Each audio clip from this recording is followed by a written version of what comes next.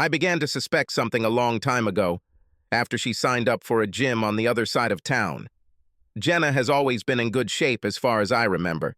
She was only about 157 centimeters tall and was a top gymnast when she was in high school. She qualified for the Olympic trials, but a torn ACL ended her dreams. Despite everything, she always kept herself in great shape, so her desire to join the gym was never a reason for suspicion until now. Late evenings spent with friends, strange phone calls, her deleted messages, something she had never done before. My wife Jenna and I have always been so open and transparent with each other, but everything has changed in the last month. Her secrets and lack of intimacy with me quickly raised red flags that something was wrong, as we had always had a seemingly great sex life during our 25 years of marriage. I honestly thought neither of us would ever stray from our marriage vows. One evening after dinner, Jenna received a phone call, and I immediately knew something was wrong just by the look on her face when the phone rang. She quickly excused herself and went to the bathroom, only to come out a short time later and say that Sarah, one of her friends from the gym, was going through a rough patch due to her divorce and she needed to come over. I asked her about it, but she brushed me off like it wasn't important and said she'd be back in a couple of hours.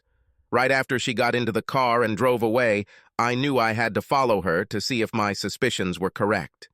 Luckily for me, traffic was noticeably light in the city that night, and I was able to keep track of her taillights as she drove. Jenna stopped in front of a small house that I didn't recognize as belonging to any of her friends and parked the car. I quickly turned off the lights and parked about a block away, far enough away that she wouldn't see me. She soon got out of the car, hesitated and looked around, then quickly walked to the side of the house and disappeared inside. I waited a few minutes, then got out of the car and walked up to the house. There weren't many street lights in the area where this house was located, so I was able to stay in the shade pretty well. The lights were on in the house, and I crept along it to look through the windows. What I saw made my heart sink, and only confirmed my suspicions. There was my Jenna, in the arms of some young muscular man who was apparently in his mid-20s, kissing him very passionately. I could only guess that he must be someone who works out at the same gym she goes to. Watching her like that, you'd think I should be angry, but all I could do was feel as if my heart and soul had been ripped out. It didn't take long before their clothes started to come off as they kissed feverishly. Why I couldn't stop watching, I don't know. I guess I thought that somehow it was my fault and maybe this was some kind of punishment for all the times I left her alone while I was deployed in the Marine Corps. After they were both completely undressed, he picked her up as if she were a bag of feathers and carried her into the bedroom, closing the door behind him with his foot. I quickly moved to this side of the house and looked out the window. There was only about 2 centimeters of visibility through the partially closed blinds, but it was enough to see them having animal sex. I started to get aroused, and one side of my brain was screaming, "What's wrong with you? It's your wife having sex with another man!" The other side of my brain was getting excited, and I wanted to see more. This man paused for a few minutes while they passionately kissed again before he started having sex with her again. I was rooted to the spot as I watched in a daze, not caring whether I was alive or dead at that moment. I could see them both breathing heavily, holding each other, still in a daze from the amazing sex. When they started kissing again, that's when I was finally able to gather my strength and move away from the window. I slowly walked to my car, got into it, and drove home. I must have been on autopilot because everything was now fuzzy. I parked in the driveway, turned off the engine, and buried my face in the steering wheel. The tears came hard, along with sobs of pain and suffering from what I had just seen. My body was numb, and I couldn't move for several minutes as I sat there in the dark. I collected my thoughts and went into the house, not quite sure what I was going to do. I poured myself a glass of Jameson whiskey and sat in the living room to think about all the years Jenna and I had been together, with little or no problems. Or so I thought. Where did I go wrong? Then the images of them having sex played over and over in my head as I sat there downing my glass of whiskey.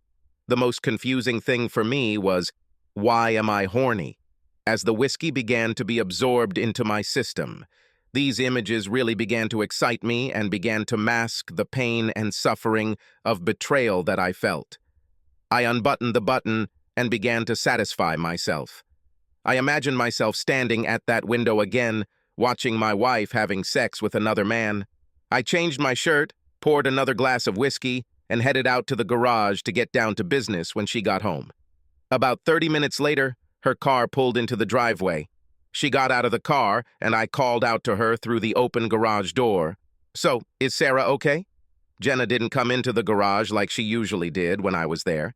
Instead, she looked around a little, couldn't look me straight in the eyes, and said, Yeah, she's fine, but I might have to sit with her again. She's having a hard time. I'm going to go to bed now, Pete. Good night." Jenna turned and disappeared into the house. It really hit home. Usually she would come and kiss me goodnight, but not this time. Maybe she felt guilty because she had just had sex with another man, or she just didn't care anymore. I didn't know. I finished that glass of whiskey and began to withdraw into myself. The love of my life ripped out my heart and gave it to me piece by piece. I closed the garage and walked into the house, sitting in the rocking chair, trying to figure out what to do. The alcohol had already taken full effect, and before I could do anything else, I fell asleep right there in the chair. The next morning, I woke up with every joint in my body aching from sleeping in the chair, and just as I was starting to come out of my brain fog, Jenna came out and looked at me with a smile, saying, "Why did you sleep in the chair, honey?" I felt a surge of anger that was quickly growing, but I fought to keep it under control, thinking that she had no right to call me that anymore. I shrugged and said, "I don't know. I probably fell asleep watching TV." Jenna stared at me for a moment longer, and I felt daggers fly from my mind straight at her as I stared back. She must have seen my thoughts because the smile disappeared from her face. I walked past her and headed to the bathroom, not allowing her to say or ask anything again. I took a shower, then put on clean clothes and went to the kitchen to get coffee. Jenna made scrambled eggs and toast for us, so I sat across from her to try and eat. I took a few pieces of toast and washed it down with coffee, but I couldn't eat anything else. Jenna looked at me with a question in her eyes and said, "Honey, are you okay? Is there something wrong?" Again with this dear, and again I had to control the seething inside. I looked down at the table and said, "Yes, everything will be fine." I got up and went into the bedroom for a few minutes to collect my thoughts. I quickly came up with a story and went back to the kitchen. Jenna was washing dishes at the sink when I told her, "I'm going to the quarry to do a little fishing. I'll be back later." Jenna nodded okay, but had a blank look on her face as I walked out. Usually, she was always happy to have the opportunity to come with me, but this time I didn't even ask her, and left without saying goodbye or kissing her goodbye. I spent most of the day at the quarry with nothing but thoughts about what I should do, whether it be getting angry and kicking her cheating ass out of the house or waiting and gathering more evidence against her. I decided on the latter for now. If things went badly, I wanted to make sure I had what I needed to show that she was the reason for our downfall. It was already about 6 p.m. when I received a text from Jenna. "Honey, I'm making chicken. It will be ready soon. What time will you be home?" I took a deep breath and fought the urge to throw the phone into the quarry, but remembered that I needed to remain calm so she wouldn't suspect that I knew what she was doing, so I replied that I'd be home in a while. I collected myself emotionally on the way home, and when I parked the car, I turned on all my acting skills as I entered the house. Jenna smiled as I walked into the kitchen just as she was putting food on the table. I smiled back and even went over to kiss her on the forehead, saying, "Honey, your chicken is the best, and it smells wonderful." She had a big smile and relief on her face. I played my role perfectly. "Well, I'm glad your fishing made you feel better. Did you catch anything?" she asked. "No, just a couple here and there, but nothing worth bringing home," I said with more confidence in my acting than I continued. I couldn't help but eat the fried chicken she made for dinner, and as always, it was the absolute best. After we finished and she put the dishes away, Those thoughts started coming back as I watched her sexy little ass head towards the sink. I sat quietly, lost in thought, for a few minutes before she said, "Pete, Sarah called me today while you were fishing and asked me to come back again tonight. Is that okay?" Before I could think deeply about it, I simply blurted out, "Of course I have no plans. Go, darling." She turned, nodded, and smiled, but could not look me in the eyes. I became a good actor in this unwritten play that could only end as a Shakespearean tragedy. Jenna finished cleaning up and headed into the bedroom to change while I quickly made a plan to keep an eye on her again. Once it was dark, Jenna came out, giving me a quick kiss before leaving. As she closed the door behind her, all I could do was whisper under my breath, "You're a damn cheater." As soon as her car was out, I went into the hallway closet and took out our camera, made sure it was charged, then changed into dark clothes to minimize the risk of being seen. Let it be known that deceiving a retired Marine, especially one who was in intelligence, may not be the best idea. I drove to the man's house and parked down the street from him. I could see Jenna's car parked a little further away from him, so I knew for sure she was there. I took my camera and snuck back towards the house, staying in the shadows to avoid being noticed. I walked over to the side window and there was Jenna sitting on the couch making out with this man. The blinds were open a few inches and the light was dim, but still enough to see them well enough for the camera. I turned it on and started recording how they caressed each other. My heart pounded in my chest as I knelt watching her caress another man, and again I had to hold back the urge to scream as I realized I was becoming aroused again. A few minutes later, they began demolition. This was not the Jenna I knew. It was a different Jenna. Slutty, cheating Jenna, who thought she had cheated on me. I turned off the camera and walked away from the window. I got to my truck and headed home, feeling the pain and suffering flow through me again. Am I losing my wife to this man? I got home and quickly downloaded the video I made of Jenna and Todd and saved it to a flash drive for safety, then poured myself a glass of whiskey. I drank about half of it while sitting in my chair before I heard her park her car. Jenna walked in and saw me sitting there, just staring into space. She couldn't look at me straight and muttered something about being tired and going to bed. Well, at least she felt guilty, or seemed to. I finished my whiskey and went to bed about an hour later. Usually when I get into bed, Jenna moves to cuddle up to me or something, but not this time. Sleep did not come easily to me that night.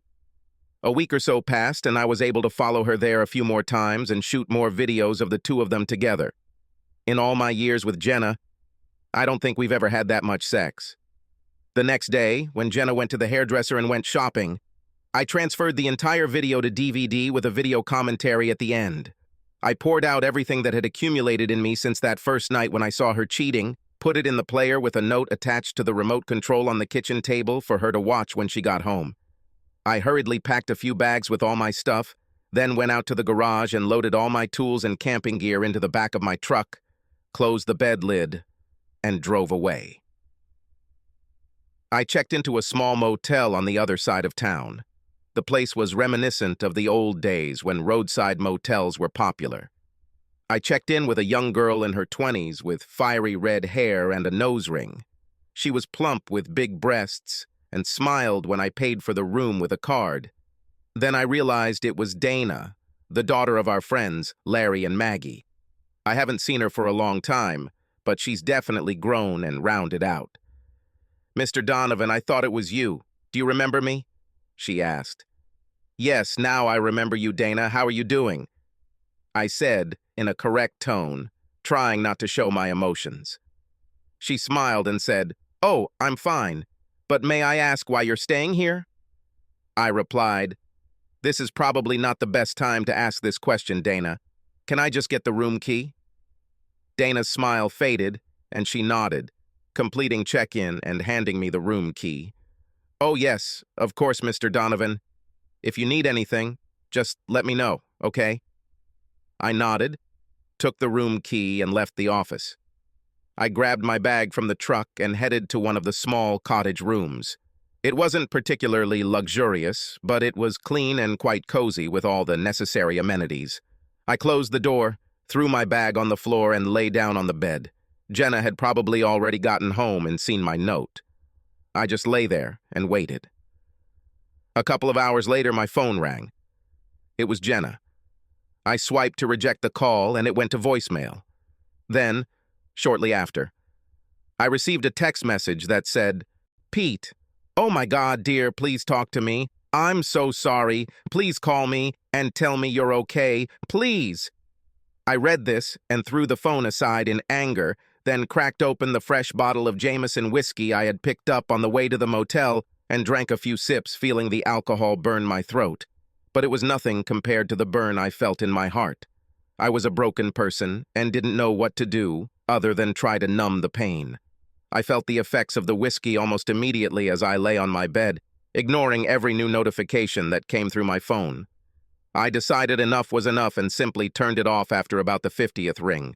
A little later, I heard a quiet knock on the booth door and, going to the window, I saw that it was Dana. I opened the door and she asked, "Hi, Mr. Donovan. Sorry to bother you, but I couldn't help but notice something was bothering you earlier and was wondering if I could come in and talk." So I opened the door for her to come in and sit down, closing the door behind her. I asked her, pouring another glass of whiskey, "Would you like it, Dana? If you can't because of work, I understand." "Of course I will. And no, I'm not at work anymore. Just thought you might need someone to talk to since you seemed really worried earlier," she said as I handed her the glass I had just poured. I poured myself another glass and sat on the edge of the bed. Any hesitation in sharing information was almost gone. I'm sure the whiskey helped. So I just openly told her, "I caught my wife with another man, more than once. I saw with my own eyes how she's sex with some guy named Todd several times, and I even wrote it down as proof. In the end, I couldn't take it anymore, so I packed my things and left." Emotions got the better of me, and I started crying in front of Dana. She stood up and hugged me, saying, "Oh my God, Mr. Donovan, I'm so sorry this happened. Why would she do this? You always seemed like such a good husband to her, as far as I remember. I don't understand it at all." I leaned against Dana and just let all the emotions come out, feeling like a little child being comforted. Only a few minutes later, I realized that I was crying on her large breasts. I pulled away, noticing a large wet spot on her outerwear where I had cried, and said, "Oh, my apologies, Dana. I didn't mean to cry on your chest like that." I leaned back and lay on the bed looking at the wall. Dana came closer, sitting next to me on the bed, and said, "It's okay, Mr. Donovan. It wasn't bothering me.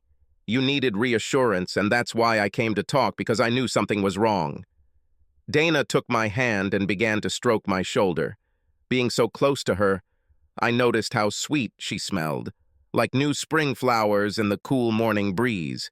It was almost as intoxicating as whiskey, and I couldn't help but say to her, "Dana, you smell wonderful.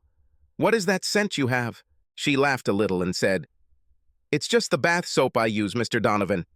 But thanks for noticing." I smiled halfway at her and nodded as she continued to hold my hand, and then added, "I'm so sorry again that you had to see your wife in that position. I can't imagine how terrible that was for you." I nodded again, and she leaned over and hugged me, pressing her soft, voluptuous breasts against me again, this time against my hand. "Maybe I can help you forget about this, at least for a little while," Dana said in a quiet voice. I looked at her. Her face was so close to mine, and she smiled slightly, nodded, then leaned closer and kissed me tenderly. I accepted it, and we started kissing with more passion and intention. Her lips tasted like candy, like the sweetest kiss I can ever remember. I turned around so she could rest more on my chest and hugged her. Holding her like this, I couldn't help but notice that, although she was a chubby girl, she was strong and firm. My hands began to explore her as our kisses became more intense and deeper. My inhibitions went away as my hands soon began massaging her breasts through the material of her top, causing her breathing to become more noticeable as we kissed. We kissed for a few more minutes before Dana pulled away with a very seductive smile on her face. She stood up and went to close the blinds on the windows, then did a slow, sexy dance right in front of me. As her clothes slowly fell off, I couldn't help but admire her big, beautiful curves, her gorgeous, big, firm breasts. My God, she was beautiful. I had never been with a girl as big as Dana, and I kicked myself for ever rejecting them. Dana then bent over to undress me, and we started study sex. Dana collapsed on top of me, and we lay there for several minutes. The only sounds filling the room were our heavy, uncontrollable breathing. I gently rubbed back and forth over her curvaceous body and kissed her forehead. She looked at me and smiled, then said with a slight laugh, "That was so intense, Mr. Donovan. You are an amazing lover." "Please, Dana, call me Pete. I think we've long since moved beyond the whole Mr. thing," I said with a smile. She nodded and smiled back, saying, "Okay, now it'll be Pete." I kissed her tenderly again, feeling her sweet lips on mine again. This amazing young woman made sure to make this old, heartbroken man feel loved again, and I wasn't going to ruin the moment by asking her to get off me. So we continued to kiss and caress each other in this way for what seemed like an hour or more, until the kisses became more purposeful again, and we again get busy, love. Dana smiled and closed her eyes on me, saying in an extremely tired voice, "Oh my God, I have never felt so good in my life, Pete. I said before that you are an amazing lover, but now I must add, you are simply incredible." She laughed quietly and leaned her head against me again. I just smiled and replied, "Well, Dana, you caused all this, so that means you're just as amazing." It didn't take long before we both fell asleep in each other's arms, forgetting about everything in the world, at least for that night. When I woke up the next morning, Dana was gone, but she left a note that said, "Dear Pete, thank you for an incredible evening. I had to leave because I needed to get home to get ready for work in the morning. What started out as an attempt to comfort you turned into a night of unbridled passion and pleasure that I had never experienced before, and I would like to thank you again. Most men don't like us fat girls, but you showed me that a mature man like you doesn't mind it at all. Call me if you need anything today or if you want me to come by after work." Of the day, I smiled as I set the letter aside, remembering how wonderful she made me feel. I got up, went to the shower, then got dressed. The best part was that I never thought about that cheating wife of mine while Dana and I were having sex. I grabbed my keys and went in search of breakfast, but when I opened the door, I saw Jenna sitting on the ground at the back of my truck, looking like she had been run over several times by a herd of horses. Her eyes were bleeding, her makeup was running all over her face, and her hair looked like it had several rats in it. As soon as she saw me, she stood up and rushed towards me, already crying, "Pete, please don't leave me.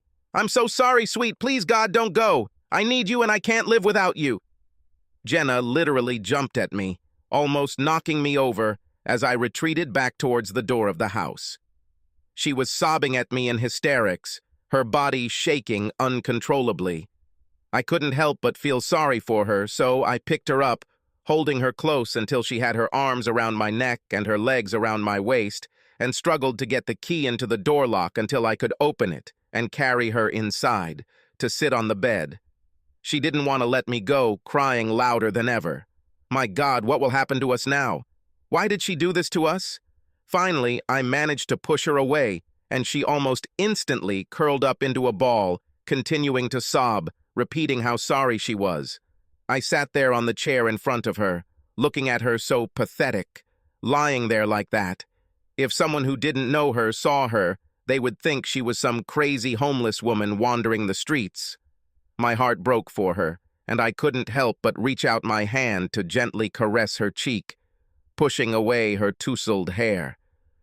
Jenna opened her eyes and looked at me, and in an instant she flew off the bed and curled up in my lap, clinging to me even tighter than before. "Pete, please don't leave me. I promise I'll do whatever you say. Just forgive me. I love you, and I don't want to lose you," she sobbed to me. I just sat there, holding her like a father holds his child, and sighed to myself. After a few minutes, I couldn't help but soften even more, so I stood up and carried her to the bathroom. When I brought her there, I began to lower her, but she clung even tighter. Damn, those gym sessions only made her stronger than she already was. Jenna, you need to take a shower. I'm not going anywhere and I'll help you, I said quietly in her ear. I felt her grip loosen, and I let her stand on her own. I lifted her sweater over her head. Her arms fell to her sides as if she was now numb to everything, continuing to sob occasionally. I unclasped her bra, then pulled down her sweatshirt and panties. She came out of them and now stood in front of me completely naked. Her slender body had always been a huge turn-on before, but now I couldn't help but look at her with disgust, thinking about how many times she had cheated with that person. I walked past her and turned on the shower, setting it nicely hot for her and helping her in. Jenna, come to your senses now. Clean up and we'll talk when you're done.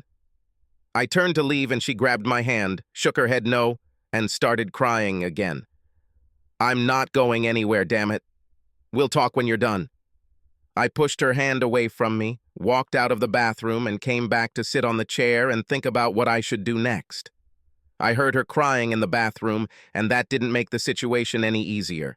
I couldn't help but remember that she was the woman I'd lived with for almost 30 years, and I couldn't help but continue to love her.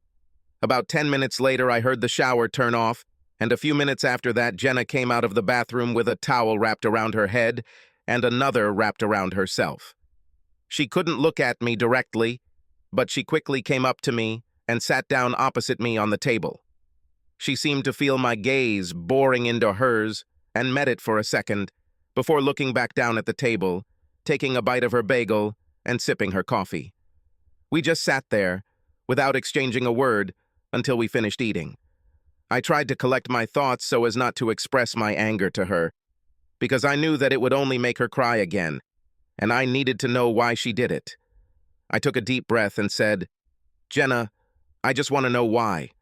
Why did you cheat on me with that man? What did I do to deserve this from you when I tried to be a good husband to you? Jenna looked at me again, and I saw tears begin to fill her eyes. She slowly shook her head, struggling to say, I don't know, Pete, I'm sorry. She looked down at the table again as tears streamed down her face, then began to cry again.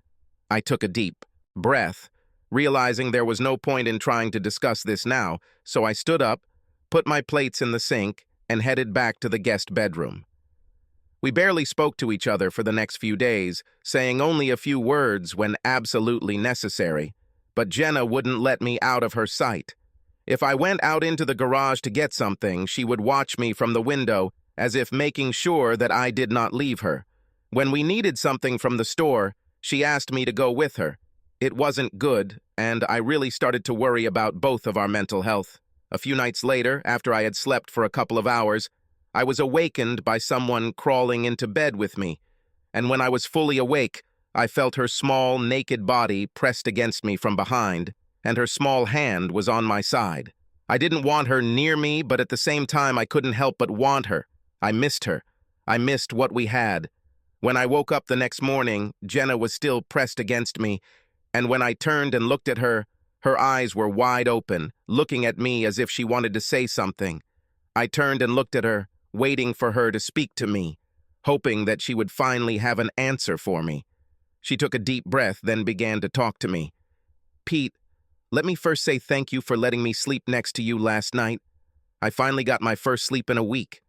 She paused as I nodded at her, then continued.